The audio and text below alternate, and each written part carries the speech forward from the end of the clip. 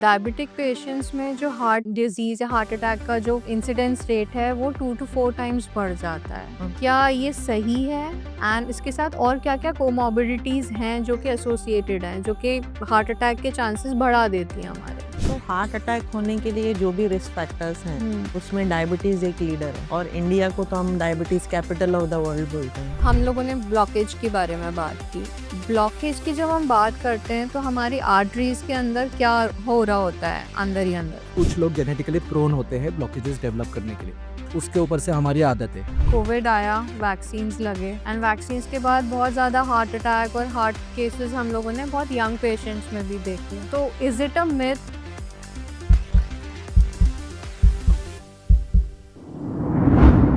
आज हम heart attack से नहीं बल्कि एक इम्पॉर्टेंट ऑब्जर्वेशन के साथ स्टार्ट करेंगे। इंडिया में यूजुअली देखा गया है कि एवरी 30-35 सेकेंड्स में एक यंग डेथ होती है जिसका मेन इन्वॉल्वमेंट या तो हार्ट कॉज या तो हार्ट अटैक होता है या कार्डियक अरेस्ट होता है। इस केस में हम लोग काफ़ी सारे साइंस एंड सिम्टम्स जो है वो इग्नोर कर देते हैं या हम उसे देखना नहीं चाहते। आज हमारे साथ 2 डॉक्टर्स हैं जो हार्ट को अलग-अलग तरीके से या 2 तरीके से देखते हैं। First is prevention which is early signs and second is modern cardiology which is advanced technology.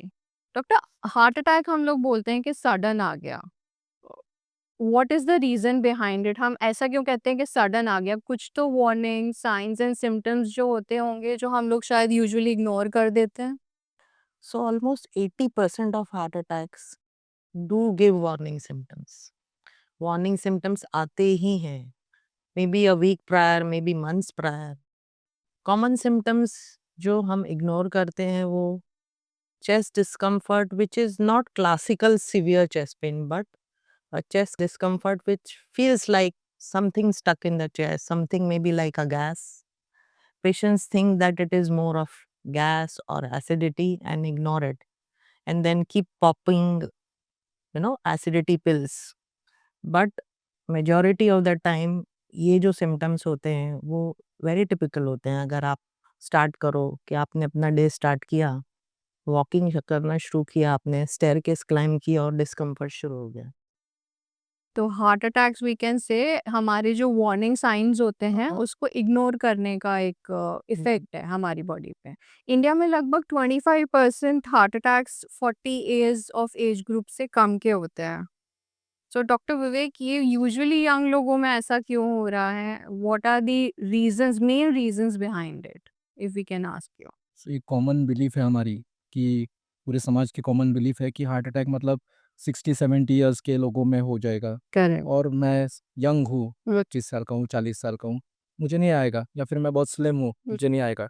या फिर मैं जिम में जाता हूँ और मेरे 6 पैक एब्डोमेन है, मुझे हार्ट अटैक नहीं आएगा। करेक्ट। लेकिन ये गलत धारणा है।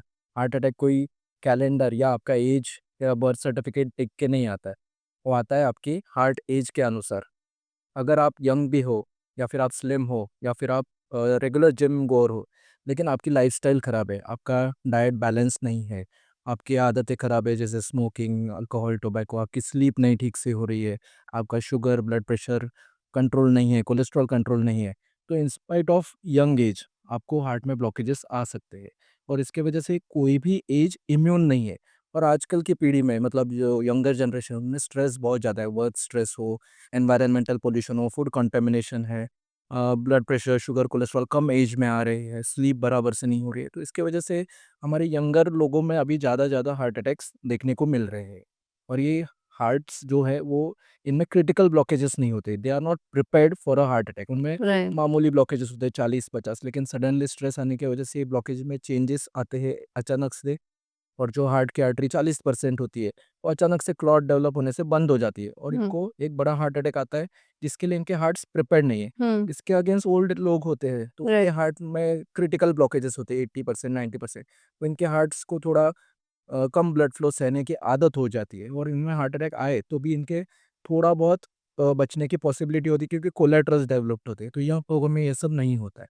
सीवियर हार्ट अटैक आके सडन कार्डियक अरेस्ट होके डेथ्स होने के चांसेस इन लोगों में ज़्यादा होते हैं, यंग लोगों में। यूजुअली मैम डॉक्टर ज़ाकिया जो हमने हार्ट केसेस देखे हैं मॉर्निंग आवर्स में हम लोग ज़्यादा ऑब्जर्व करते हैं इस तरह के केसेस। यूजुअली रश आवर्स होता है या 7 से 11 बजे के बीच में ये एपिसोड्स हम लोग ज़्यादा देखते हैं। इसका क्या रीज़न हो सकता है? सो हमारी हर चीज़ की एक बायोलॉजिकल क्लॉक होती है, राइट? राइट। इसी तरीके से हमारे बॉडी की भी बायोलॉजिकल क्लॉक होती है। तो जैसे जब हम सुबह उठते हैं तो हमारी बॉडी का सिस्टम या सिंपैथेटिक सिस्टम हम कहते हैं, हुँ, वो चार्ज हो जाता है। तो राइट, हमारी हार्ट रेट बढ़ती है, हमारा ब्लड प्रेशर बढ़ता है।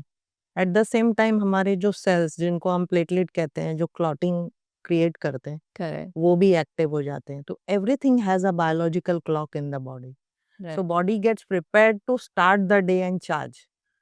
तो ये सारी जब एक्टिविटी स्टार्ट होती हैं अर्ली मॉर्निंग एंड अगर आपके पास ऑलरेडी कुछ प्री एग्जिस्टिंग ब्लॉक्स हैं, तो ये चीज़ें जो हैं उसको प्रेसिपिटेट कर देती हैं और हार्ट अटैक में कन्वर्ट हो जाती हैं। तो सडनली आपकी आर्टरी में 90% ब्लॉक था, बीपी शूट अप हुआ, हार्ट हुँ, का रिक्वायरमेंट बढ़ गया, क्लॉटिंग हो गई, हुँ। हार्ट अटैक शुरू हो गया। सो सो मैम एक क्यूरोसिटी वाला क्वेश्चन है कि अगर मैं मॉर्निंग में उठती हूँ तो मेरा क्या रूटीन होना चाहिए? उठते ही first few steps which are important for your heart health, which are important for your overall health. हमें क्या मेजर्स लेने चाहिए? क्या स्टेप्स होने चाहिए हमारे? सबसे ज़्यादा इम्पोर्टेंट है कि आप अपनी नींद कंप्लीट कीजिए। That's the main problem. नींद को पूरी करना बहुत ज़रूरत है। या मैंने देखा है कि काफ़ी यंग लोग रात भर जागते हैं, पार्टी करते हैं, उसके बाद याद आता है कि नहीं आज तो मुझे 5 बजे 6 बजे जिम भी जाना है। करेक्ट, तो 2 बजे सोते हैं और 6 बजे जिम के लिए उठ जाते हैं और फिर सडनली हेवी एक्सरसाइज करते हैं। तो ये पूरा एग्ज़ैक्ट जो फ़ॉर्मूला बन रहा है वो हार्ट अटैक के लिए तैयार हो रहा है। तो हार्ट डे आपको आराम से स्टार्ट करना चाहिए और जो भी नॉर्मल हैबिट्स होती हैं आपकी जैसे सुबह उठते हैं तो बहुत से लोग उठ के पानी पीते हैं, बहुत से लोग अपने रेगुलर चोर्स करने के बाद अपना ब्रेकफ़ास्ट करते हैं। मेरे हिसाब से अगर आप रेगुलर एक्सरसाइज करते हैं तो going for a walk is the best thing if you have the time that you have enough time to go for a walk then you start the day for a walk with a walk walk करना ज़रूरी है। सो अगर आपकी previously अगर हुँ, exerting night रही है तो हुँ, आप उसको take it slow the take it next morning. Don't exaggerate या हुँ, ओवर एक्सर्शन मत करो मत बॉडी करो। के साथ। तो एक वॉक के साथ स्टार्ट करो। मैम यहाँ पे एक और क्वेश्चन आता है कि यूजुअली जिम गोअर्स होते हैं वो प्रोटीन सप्लीमेंट्स लेते हैं या एडिशनल हेल्थ सप्लीमेंट्स लेते हैं। हुँ, उसका क्या इफ़ेक्ट होता है? बिकॉज़ वो कोई गाइडेड इन्फॉर्मेशन नहीं होती। जिम ट्रेनर ने बोल दिया कि आपको मसल मास बढ़ाना है या हुँ, आपको बॉडी लीन हुँ, करनी है, हुँ। तो आप ये सप्लीमेंट्स लो। कोई रेगुलर उसका चेकअप नहीं होता, उसका उस केस में हमें क्या करना चाहिए? सो मैं सभी को कहती हूँ कि अगर आपको प्रोटीन सप्लीमेंट्स लेना ही है हुँ, ऑन एन एवरेज वी से कि 1 mg पर केजी के हिसाब से आपको प्रोटीन बॉडी में करेक्ट, जाना चाहिए। करेक्ट, तो नॉन वेजिटेरियंस को जनरली इनफ प्रोटीन सप्लीमेंट मिल जाता है अगर राइट, वो प्रॉपर लीन फैट जैसे चिकन ब्रेस्ट में होती है, एग वाइट्स में होती है। हुँ, अगर आप ये natural sources of protein use करेंगे हुँ, तो आपका प्रोटीन रिक्वायरमेंट ठीक हो जाता है। हुँ, बट जिम प्रोडक्ट्स जो होते हैं वो रेगुलेटेड नहीं होते हैं। हुँ, करेक्ट, एफडीए अप्रूवल में ज़्यादातर का नहीं होता है। तो मैं अगर देती भी हूँ कि भई किसी को प्योर वेजिटेरियन है, अगर उसको प्रोटीन का सोर्स कम पड़ रहा है, डाइटरी रिस्ट्रिक्शंस हैं, हुँ। तो मैं इनको प्रॉपरली एफडीए अप्रूव्ड प्रोटीन्स देती हूँ which are already available in the market. And whey protein is a good source, good natural source of protein supplementation in the body. So ma'am one more question arises कि अगर हम supplements ले रहे हैं हुँ। तो should we seek a doctor's advice beforehand या हमें बीच बीच में डॉक्टर्स को दिखाते रहना चाहिए? बिकॉज मेडिकली नॉलेज नहीं होगी लोगों को, ट्रेनर्स को भी नहीं होगी और जो कंजम्पशन कर रहा है कंज्यूमर को भी नहीं हुँ। होगी। उस केस में आप क्या सजेस्ट करते हैं कि कितने इंटरवल में आना चाहिए पेशेंट को डॉक्टर को देखने के लिए? सो नॉर्मली अगर आपने कभी अपना हेल्थ चेकअप किया नहीं है तो फर्स्ट बिफोर स्टार्टिंग कि आपको कोई भी नई रेजिमेन स्टार्ट करनी है, करेक्ट, अपनी बॉडी का अच्छे से हेल्थ एक बेसिक हेल्थ चेकअप कर लीजिए। अगर आपको किसी भी किस्म की बीमारी निकलती है जैसे किडनी डिजीज़ है, उस ऐसे पेशेंट्स में हम लोग एक्स्ट्रा प्रोटीन बहुत कॉशियसली रिकमेंड करते हैं या आपको यूरिक एसिड की बीमारी है, हम्म, यूरिक एसिड आपके बॉडी में ज़्यादा है, तो ऐसे लोगों में भी हम लोग प्रोटीन सप्लीमेंटेशन बहुत कॉशन के साथ देते हैं। हम्म। इम्पोर्टेंट चीज़ है कि जब आप प्रोटीन खाते हैं तो उसको एब्सोल्युटली हाइड्रेटेड रहना ज़रूरी है। करेक्ट। अगर आपने हाइड्रेट नहीं किया और प्रोटीन कंज़्यूम किया तो देन आपको कॉम्प्लिकेशंस शुरू हो जाते हैं। Right. So avoid gym supplementations जिनका कोई एफडी अप्रूवल नहीं है। Right. Many of them are supplemented with hormones also. Hmm. Hormones भी दिए जाते हैं उसमें। Correct. Many people have lost lot of their vigor, health hmm. because of wrong supplements. Doctor Vivek, हमारा एक कॉमन फ्रेज होता है, यूजुअली हम लोग को एसिडिटी होती है या कुछ लगता है तो हम अपने अर्ली साइंस जो कि हार्ट के हो सकते हैं, हम यूजुअली उनको इग्नोर कर देते हैं। हम कहते हैं हार्ट बर्न है, एसिडिटी है, एक्सर्शन है या कुछ खराब खा लिया होगा। उस केस में आप सजेस्ट क्या करते हैं कि we should not ignore these symptoms and should seek the advice? बहुत अच्छा पॉइंट आपने उठाया है, क्योंकि हार्ट अटैक या फिर ब्लॉकेजेस जो क्रिटिकल है उसके सिम्टम्स कई बार एसिडिटी जैसे ही होते हैं। हम्म। तो एसिडिटी जो होती है वो इंसान को कई बार पहले भी हो चुकी होगी, करेक्ट। उसको पता है कि मुझे एसिडिटी की टेंडेंसी है हम्म। और लगभग वैसे ही सिम्टम्स आते हैं। लेकिन अभी किसी को एसिडिटी की बीमारी नहीं है और अचानक से छाती में भारीपन जैसा लगने लगे हम्म। और या पेट में बहुत टाइट जैसा लगने लगे और ये इसने कभी पहले एक्सपीरियंस नहीं किया होगा और ये सिम्टम्स चलने से बढ़ते हैं या फिर इसके साथ पसीना वगैरह आने लग रहा है या फिर ओवरऑल वीकनेस लग रहा है, बहुत ज़्यादा कमज़ोरी लग रही है, तो ये राइट। शायद एसिडिटी के सिम्टम्स नहीं है। के अलावा पीठ में भी वो तकलीफ़ होने लगी है या जॉ में तकलीफ़ होने लगी है, तो ये केवल एसिडिटी नहीं होगी। तो अगर आपको ये यूजुअल सिम्पटम्स है तो शायद ये एसिडिटी के सिम्पटम्स हो सकते हैं, लेकिन ये अनयूजुअल लग रहा है, ये पहली बार कुछ हो रहा है या फिर ऐसा पहले कभी नहीं हुआ है, तो ये शायद एसिडिटी के सिम्पटम्स नहीं। तो ऐसे सिचुएशन में डाउट नहीं रखना चाहिए। एसिडिटी होगी, होगी, लेकिन अगर ये हार्ट अटैक निकला तो ये जानलेवा हो सकता है। तो इस सिचुएशन में सबसे पहले आपको जाके एक ईसीजी करना है। कहीं पे भी जाके एक अच्छा ईसीजी ले लो और आपको एक कार्डियोलॉजिस्ट को ये ईसीजी ट्रांसमिट करना है। आइदर थ्रू द जो डॉक्टर है, किसी और हॉस्पिटल का आरएमओ है या फिर इमरजेंसी डॉक्टर है, उसके थ्रू किसी कार्डियोलॉजिस्ट के पास ये ईसीजी पहुँच जानी चाहिए। आजकल बहुत ईज़ी है, हमारे पास टेक्नोलॉजी है, व्हाट्सएप है, तो इसके थ्रू कुछ सेकंड्स में, कुछ मिनटों में हम लोग ये ईसीजी कार्डियोलॉजिस्ट के पास पहुँचा सकते हैं और ईसीजी में अगर हार्ट अटैक वगैरह है, तो उसको तुरंत एडमिट हो जाना चाहिए, इमरजेंसी एंजियोग्राफी, इमरजेंसी एंजियोप्लास्टी कर लेनी चाहिए। तो हर एसिडिटी को थोड़ा सस्पिशियसली देख लेना चाहिए और अगर आपको बार-बार एसिडिटी हो रही है, तो एक पेट के डॉक्टर को दिखा दीजिए, हम्म। उसका ट्रीटमेंट करा लीजिए करेक्ट। और अगर ये एसिडिटी नहीं है, तो फिर ये हार्ट अटैक होने की पॉसिबिलिटी या हार्ट के ब्लॉकेजेस क्रिटिकल होने की पॉसिबिलिटी और इम्पेंडिंग हार्ट अटैक होने की भी पॉसिबिलिटी हो सकती है। तो इसको सीरियसली लीजिए। डॉक्टर, जो ईसीजी होता है वो डॉक्टर प्रिस्क्राइब करके दे हम तभी उसको करा सकते हैं? नॉर्मली भी हम जैसे ओटीसी ड्रग्स होते हैं वैसे जाके कहीं भी किसी भी हॉस्पिटल में करा सकते हैं?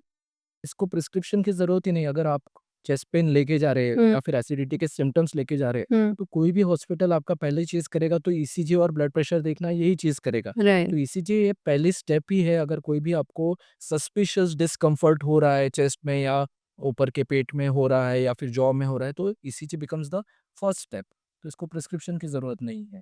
तो ईसीजी यूजुअली क्या होता है कि हार्ट केसेस होते हैं उसमें कई बार ईसीजी नॉर्मल आता है। 1 बार नहीं, 2 बार नहीं, 3 बार भी ईसीजी नॉर्मल आता है, बट इन्वेस्टिगेशंस जब हम फर्दर करते हैं तो डॉक्टर कहता है कि नहीं, माइनर अटैक है या ब्लॉकेज है। उस केस में हमें क्या करना चाहिए? सो This is not the clear picture, I would say. I'm sorry to interrupt, but there's not a clear picture which ECG is giving us. तो उस केस में फर्दर हमें क्या इंटरवेंशंस करने चाहिए और कैसा देखना चाहिए? सी ह्यूमन बॉडी इज कॉम्प्लेक्स और हर एक का डिजीज पैटर्न भी अलग होता है। राइट। तो ऐसे ज़रूरी नहीं कि ईसीजी में ही सारी बीमारियां पकड़ी जाएगी। करेक्ट। तो अगर हमें कोई बीमारी पकड़नी है तो सबसे इम्पोर्टेंट चीज़ होती है कि पेशेंट की हिस्ट्री क्या है, मतलब उसने उसके लक्षण क्या है, कब से शुरू हुए, कैसा क्या करने से बढ़ रहा है, ये सब हमें पहले देखना होता है। फिर ईसीजी एक इनिशियल टेस्ट है, अगर इसी में दिख गया तो हमें समझ ही जाता है कि ये हार्ट अटैक है। लेकिन कई बार छोटा हार्ट अटैक हो या फिर हार्ट अटैक आने वाला है, अभी कंप्लीट नहीं हुआ या फिर इम्पेंडिंग है, कई बार ईसीजी में ये पिकअप होगा नहीं। हुँ। तो उस समय हमारे पास कई सारे अलग टेस्ट होते हैं, हुँ। जैसे ट्रोपोनिन होता है या 2D इको होता है या फिर स्ट्रेस टेस्ट होता है, फिर एंजियोग्राफी होता है। तो हर एक पेशेंट अलग होता है और एक टेस्ट में सब बीमारियां पकड़ी नहीं जा सकती। कई बार कुछ बीमारियों के लिए अलग हायर टेस्ट भी करने पड़ सकते हैं और जब तक डॉक्टर का सेटिस्फेक्शन नहीं हो जाता कि ये ईसीजी में जो हार्ट अटैक नहीं दिख रहा है वो हार्ट अटैक है नहीं, मतलब कोई बीमारी है नहीं ब्लॉकेज की, तब तब तक हम लोग शायद टेस्ट करके जब प्रूव हो जाए कि ये ब्लॉकेजेस नहीं है या फिर ये इम्पेंडिंग हार्ट अटैक या एक्चुअल हार्ट अटैक नहीं है, तब तक हम लोग अपने मन की समाधान करने तक इसको पीछा करते रहते हैं। सो सपोजिटली एक कॉमन बंदा है जिसको एसिडिटी का साइन एंड सिम्टम्स हुए, वो गया नियरेस्ट क्लिनिक पे, उसने ईसीजी कराया, ईसीजी नॉर्मल आया, स्टिल द सिम्टम्स परसिस्ट, वो रहते हैं सिम्टम्स 1 दिन 2 दिन, डॉक्टर के पास जाता है, ईसीजी कराता है, अगेन नॉर्मल है, मेडिकली फिट है, एक्टिव है। ऐसा ही केस हमने एक डॉक्टर के साथ देखा था नागपुर में ऑन 31st ऑफ दिसंबर, जिसमें he was medically renowned doctor, obviously medical knowledge थी उनको, फिट थे। उस केस में उनकी ईसीजी नॉर्मल आई थी, still he got the heart attack और हार्ट अरेस्ट।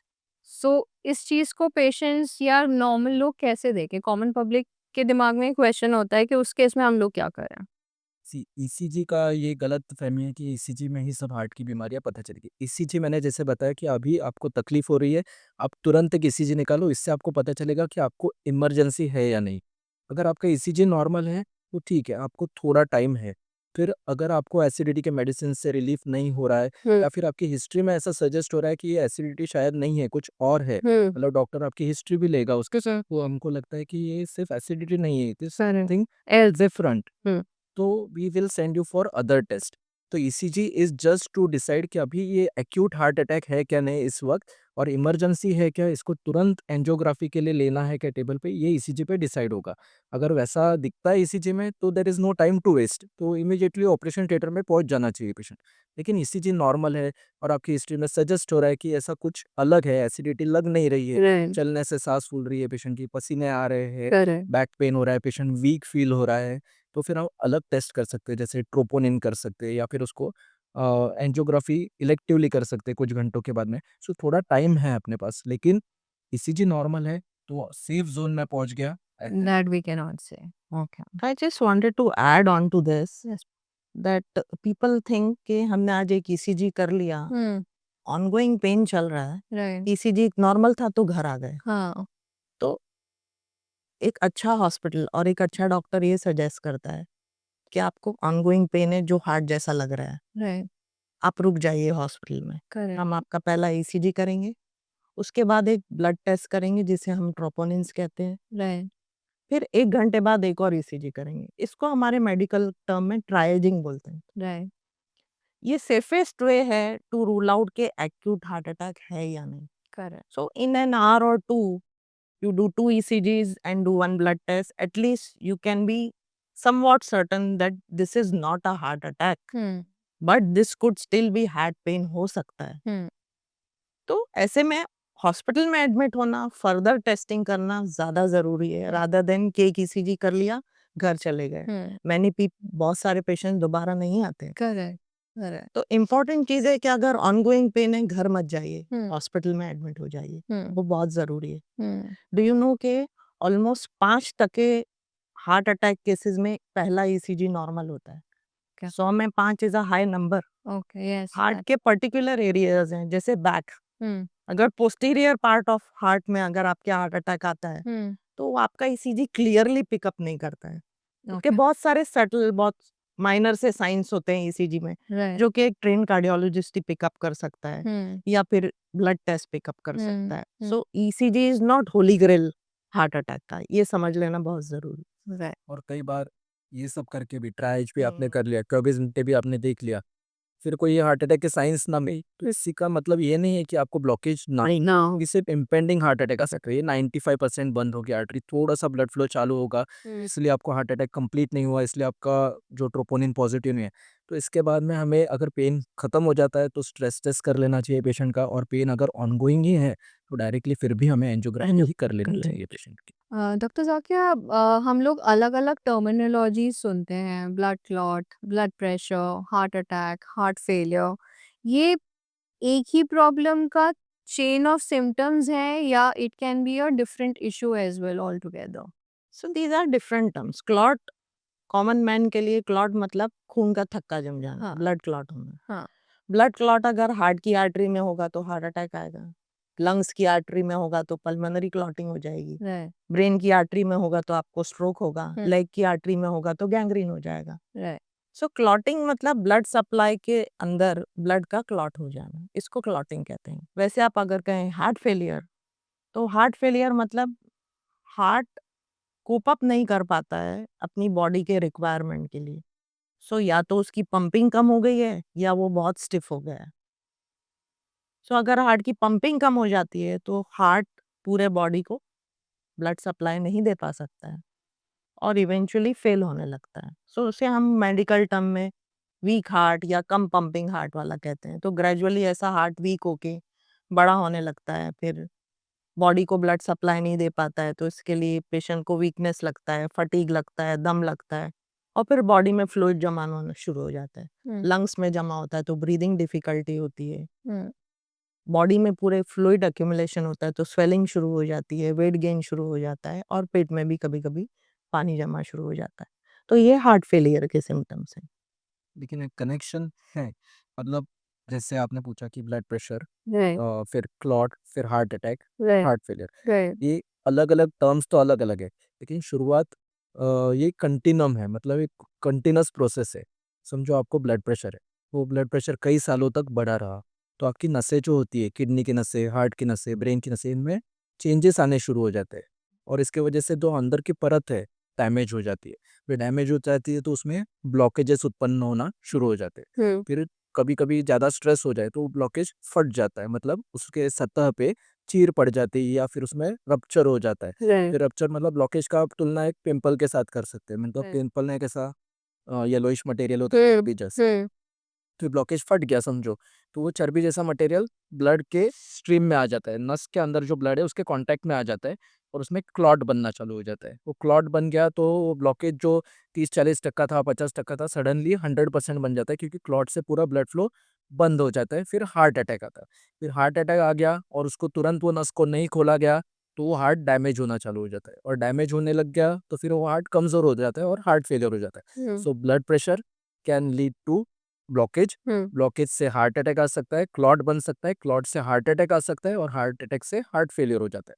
और कई बार ये सब प्रोसेस की भी ज़रूरत नहीं, सडनली ब्लड प्रेशर ज़्यादा बढ़ गया या कंटिन्यूअसली ज़्यादा रहा है, तो हार्ट के ऊपर लोड आना स्टार्ट हो जाता है, हार्ट को ज़्यादा काम करना पड़ जाता है और हार्ट वीक पड़ने लग जाता है, डायरेक्टली हार्ट फेलियर भी हो सकता है। तो ये प्रोसेस कंटिन्यूअस है और ब्लड प्रेशर को कंट्रोल करने से आगे की जो प्रॉब्लम्स है वो कम हो सकती है। तो 50% या उससे थोड़े से कम हार्ट अटैक्स का एट्रीब्यूशन ब्लड प्रेशर को है और 60% डायबिटीज की वजह से होते हैं, मतलब एट्रीब्यूटेबल रिस्क बोलते हैं इसको, कि हम लोग समाज में से अगर ब्लड प्रेशर हटा दे तो हम लोग 50% हार्ट अटैक्स कम कर सकते हैं और हार्ट फेलियर्स तो बहुत ही कम कर सकते हैं।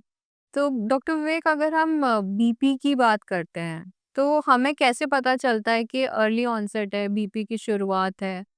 डिफरेंस क्या होता है लो बीपी, हाई बीपी, हम लोग कॉमन जो टर्म यूज़ करते हैं, उन दोनों के बीच में?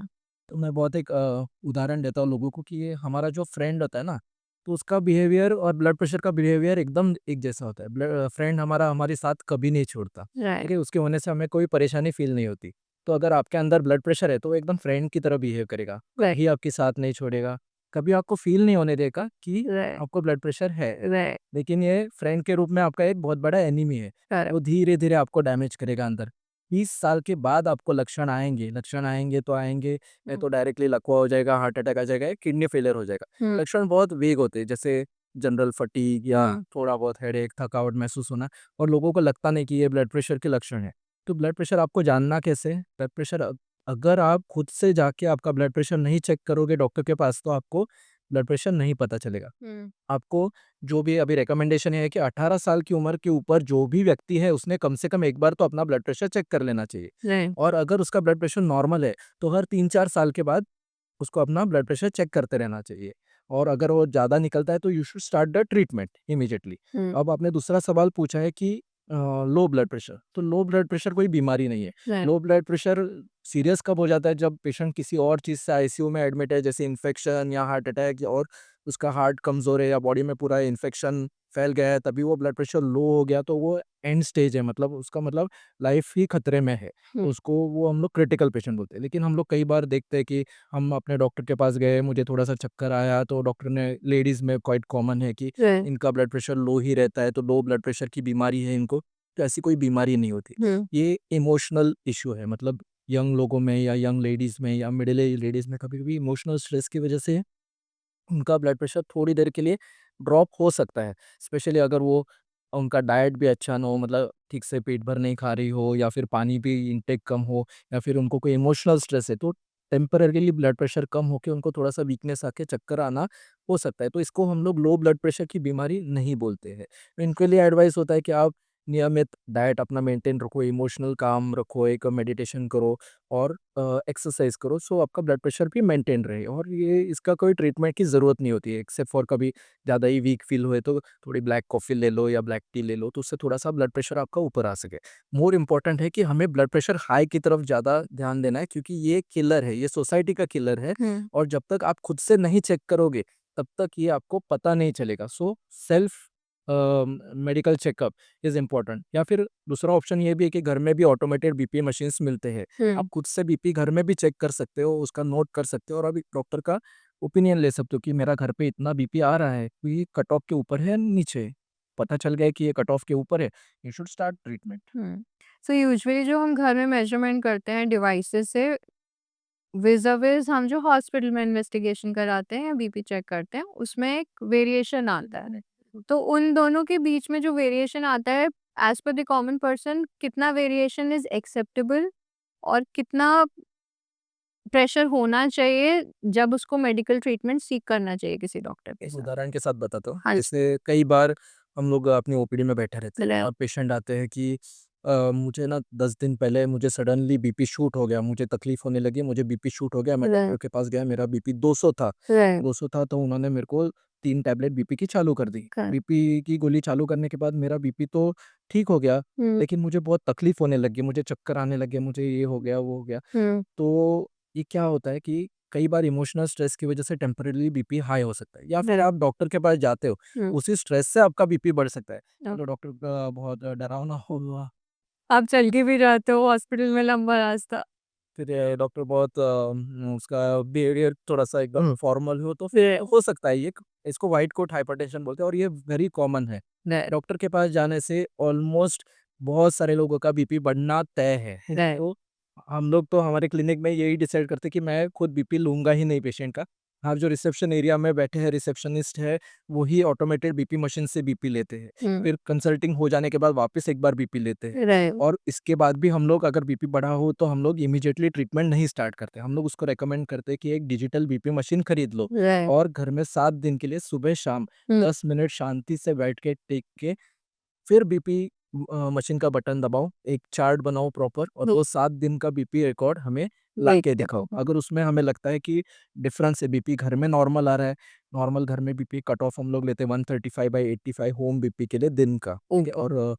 और अगर वो नीचे है तो हम मेडिसिन नहीं स्टार्ट करते। भले ही वो हमारे पास सामने आ जाए और 200 भी बीपी दिखे और घर में 130 दिख रहा है, तो उसको गोली की ज़रूरत नहीं है। इसको व्हाइट कोट हाइपरटेंशन बोलते हैं। कई बार ये लोग घर में भी बीपी मशीन देख के टेंशन में आ जाते हैं करेक्ट। और उनका बीपी कभी 140 आता है, कभी 150 आता है, कभी 120 आता है घर पे भी, डॉक्टर नहीं होते हुए भी। तो उनके लिए हमारे पास एक स्पेशल मशीन होती है, उसको हम लोग एबीपीएम बोलते हैं, ambulatory blood pressure monitoring machine. तो इसमें क्या होता है कि वो मशीन हम लोग हाथ पे लगा देते हैं, वो 24 घंटा ऑटोमेटिकली बीपी रिकॉर्ड करते रहती है। तो ये दिन में भी करती है, रात में भी करती है। अभी इसमें कोई वो प्रोसेस नहीं है कि बार-बार आप लगाओ और बटन दबाओ और बीपी देखो, तो पेशेंट को तो दिखता ही नहीं उसका बीपी कितना आ रहा है। वो ऑटोमेटिकली उसकी जानकारी के बावजूद, मतलब ही डज़न्ट नो कि क्या बीपी आ रहा है। He is not aware. तो बीपी रिकॉर्ड होते रहता है, स्टोर होते रहता है इनसाइड द मशीन। रात में भी बीपी चेकिंग चलता रहता है। तो हमें पूरे दिन का बीपी का मैप मिलता है और ये most accurate way of BP measurement. तो अगर हमें लगता है कि इसका घर में भी बीपी ठीक से नहीं लिया जा रहा है, तो ये एक किया जा सकता है और ये पीरियोडिकली कर भी लेना चाहिए। साल में 1 आध बार कि हम लोग जो बीपी ले रहे हैं वो एक्चुअली बराबर है क्या? कई बार उल्टा भी होता है, घर में डॉक्टर बहुत अच्छा होगा तो डॉक्टर के सामने बीपी कम भी आ जाओ, घर में जाके वाइफ बराबर नहीं हो तो उधर जाके बीपी ज़्यादा भी आता है। So, I also wanted to suggest that the way Vivek said कि BP is your friend, is never going to leave you. Right. But I call it silent killer because it is there in your body and it is gradually killing you. Right. आपको पता नहीं चल रहा है कि BP है। BP का सबसे बड़ा प्रॉब्लम ये है कि वो सिम्पटम्स नहीं देता है और जब वो सिम्पटम्स देता है तब तक बहुत देर हो जाती है। Okay. So by the time somebody से इसकी रोज हेडेक हो रही है, माइग्रेन हो रही है शायद, यंग पीपल तो थिंक के हेडेक हो रही है मतलब माइग्रेन ही हो रही है, एंड जिस दिन वो ब्रेन हेमरेज में कन्वर्ट हो जाती है तब आपको फर्स्ट टाइम पता चलता है कि आपको बीपी था। तो it is a real silent killer. और बीपी की दवाई ऐसा है कि यंग लोगों को देना और उनको कन्विंस करना कि आपको लाइफ टाइम खाना है, एक बहुत बड़ा डिफिकल्ट जॉब है कार्डियोलॉजिस्ट के लिए बोलना या किसी भी फिजिशियन के लिए। करेक्ट। तो एवरी टाइम पेशेंट जब डॉक्टर के पास आता है तो उसको समझाना पड़ता है कि भाई ये दवा आपको लेना पड़ेगी। सबसे पहला सवाल तो यही होता है, डॉक्टर दवा बंद हो जाएगी? करेक्ट। वही हमको समझाना लोगों को बहुत ज़रूरी है कि बीपी को कंट्रोल करना बहुत ज़रूरी है क्योंकि वो सबसे बड़ा किलर है। अब उसके लिए आपको एक गोली खानी पड़े तो क्या बड़ी बात है? तो मैं अपने पेशेंट से ही कहती हूँ, आप ब्रश क्यों करते हैं रोज़ाना? अच्छी आदत है। उसी तरीके से आपको अपना ब्लड का प्रेशर कंट्रोल करना भी बहुत अच्छी आदत है, बल्कि वो आपकी लाइफ को प्रोलॉन्ग करेगा। तो ये कभी मत सोचिए कि मैं अपनी गोली बंद कर दूं क्योंकि मुझे कुछ हो नहीं रहा है। Majority of the time public दवा बंद कर देती है। बीपी मैंने देखा घर पे जाके, कंट्रोल था तो मैंने बंद कर दिया, कल भी नहीं था, ठीक था, हाँ, फिर 8 दिन बाद it shoots up. Correct. So important thing is stick to the treatment, stick to follow, वो बहुत ज़रूरी है। सो डॉक्टर ज़ाकिया, एक लोगों में कॉमन डर होता है कि मैं इन्वेस्टिगेशंस कराने जाऊँगा, टेस्ट में कुछ निकल गया, उस केस में मैं आगे क्या करूँगा? या कुछ लोग सोचते हैं कि मैं ठीक हूँ, अभी तो मैं यंग हूँ, मुझे इन्वेस्टिगेशंस की ज़रूरत नहीं है। तो उस केस में हमें यंगस्टर्स को क्या एडवाइस करना चाहिए? क्योंकि टेस्ट जो होता है वो एक आपको आगे क्लैरिटी देता है, एक कॉन्फिडेंस देता है।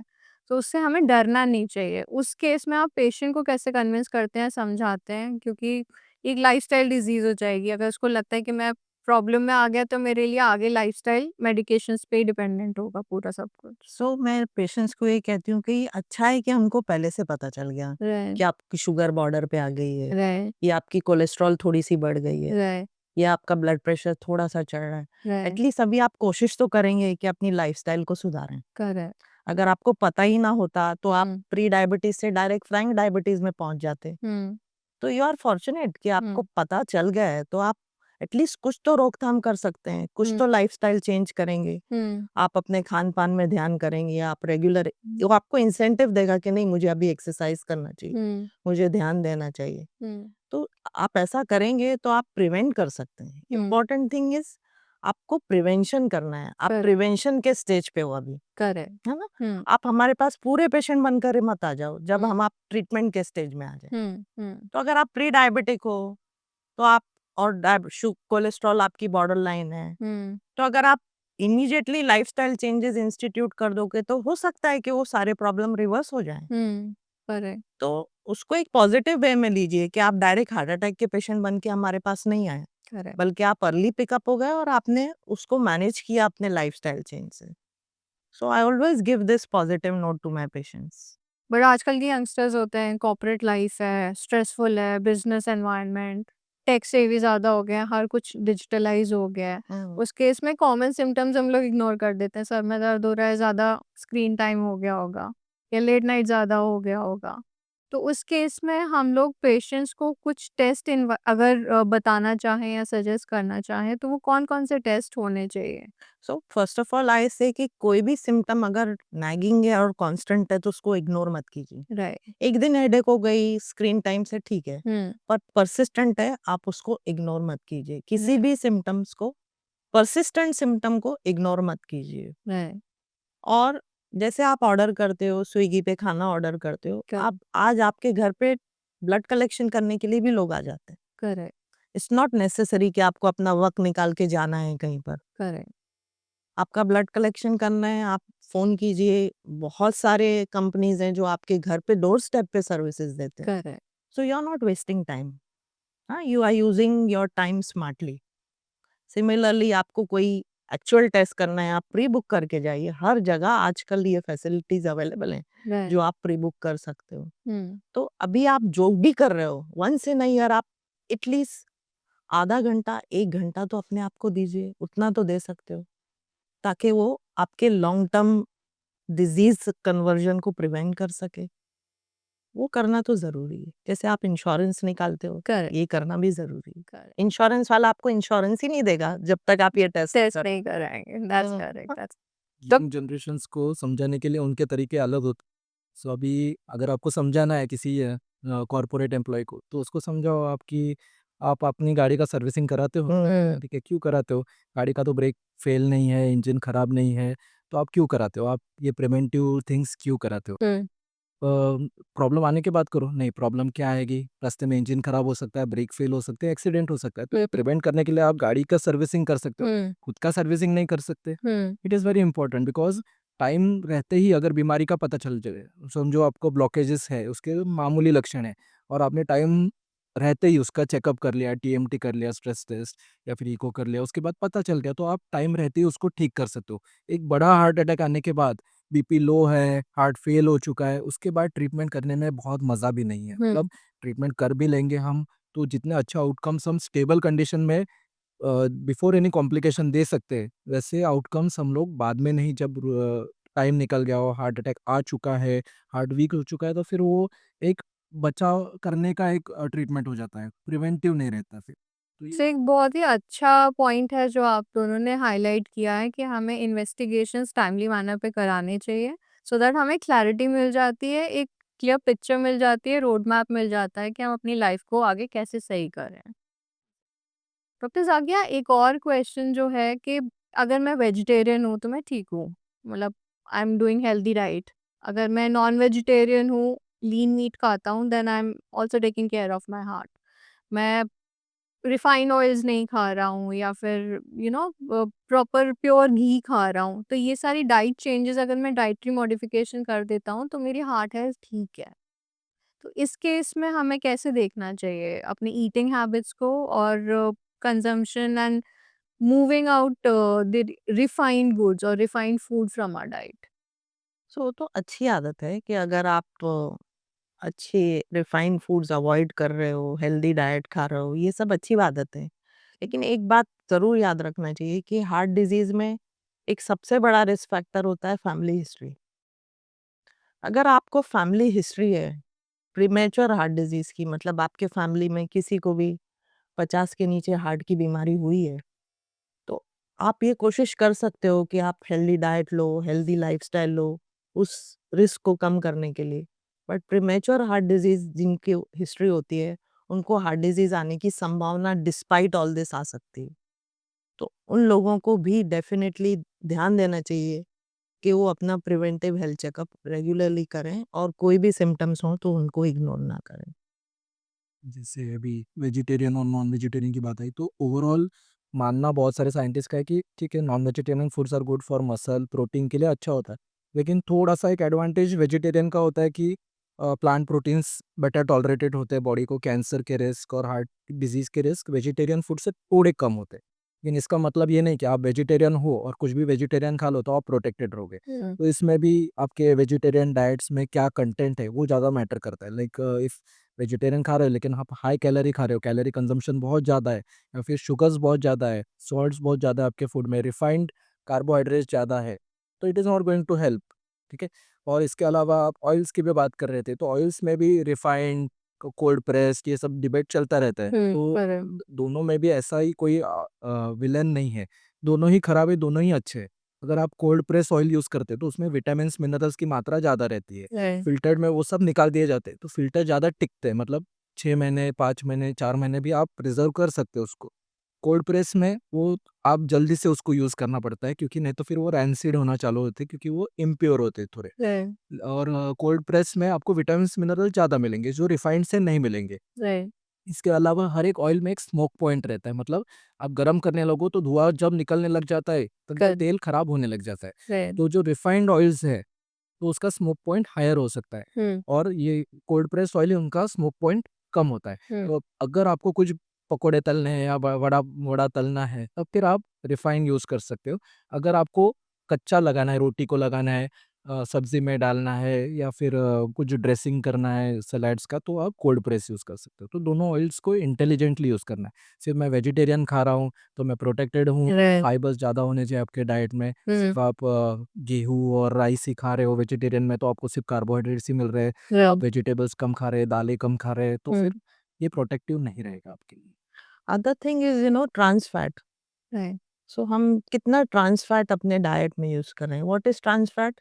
ट्रांस फैट मतलब आपने आज एक तेल लिया, उसके अंदर पापड़ तले, फिर वही तेल रख दिया, फिर उसमें और कुछ पकाया, फिर वही तेल किया, या टिपिकली एक वड़ा पाव वाला या मैकडोनल्ड का Same जो oil, yeah. सेम ऑयल को रीयूज कर रहा है। Correct. So that oil is 10 times more dangerous. Correct. So कोई भी ऑयल खाओ, मात्रा मैटर करती है। ऑयल की मात्रा कम कम use होती करो। है। ये ज्यादा इम्पोर्टेंट है। और ट्रांस फैट टोटली अवॉइड करो। और जो भी कढ़ाइयाँ आपकी, छोटी कढ़ाइयाँ इस्तेमाल करो ताकि आपको रीयूज ऑयल का कम करना पड़े।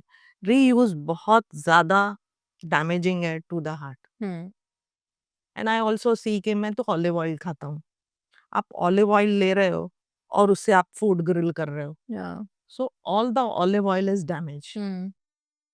If you want to grill, then put some oil that don't get damaged. So like हमारा सरसों का तेल होता है, उसका Correct. स्मोकिंग पॉइंट बहुत हाई होता है। करेक्ट। तो अक्सर करके आप देखोगे कि ग्रिल चीजों में सरसों का तेल डाला जाता है। So use your oils and mix the oils. Right. जैसे आप सैलेड में ऑलिव ऑयल डाल दो, आप फ्राइंग के लिए जैसे विवेक ने बताया आप नॉर्मल ऑयल्स यूज कर सकते हो डीप फ्राइंग के लिए।